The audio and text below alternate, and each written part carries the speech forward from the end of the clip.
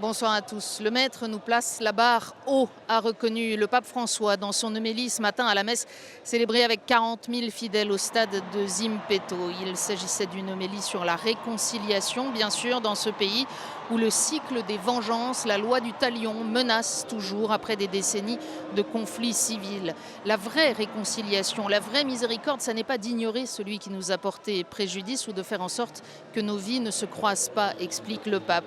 La vraie réconciliation, elle suppose une bienveillance active, désintéressée et extraordinaire. Et le Christ demande encore plus, souligne François. Il nous appelle à bénir nos ennemis et à prier pour eux.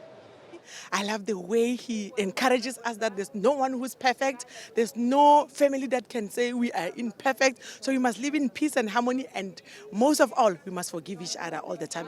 There is a lack of peace in our country. That's why maybe, I don't know, the Pope decided to visit Mozambique just to touch our hearts, just to bring us some peace.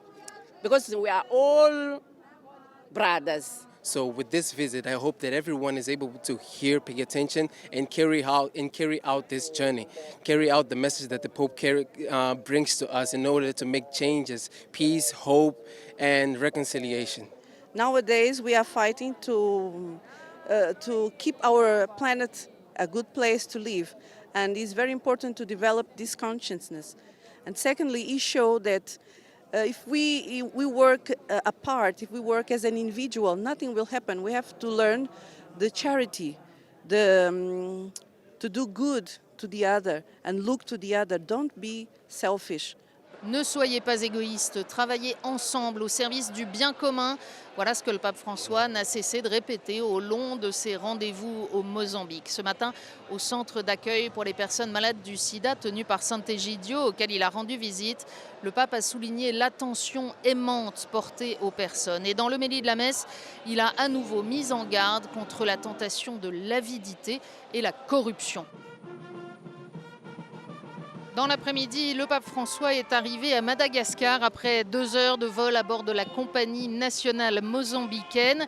Il va continuer de décliner le thème de la paix, thème central de sa présence dans l'océan Indien. Il y a quelques jours, le cardinal Désiré Tsarahazana confiait aux caméras de KTO ce qu'il espère que les Malgaches vont entendre à l'occasion de cette visite. Qu'il ne se décourage pas, qu'il pense vraiment au développement de notre pays. Et pour les chrétiens spécialement, il faut qu'ils vivent vraiment de leur foi. Il faut combattre surtout l'injustice. Et la conséquence de ça, c'est la corruption qu'on voit. Il faut aussi que la paix règne dans notre pays.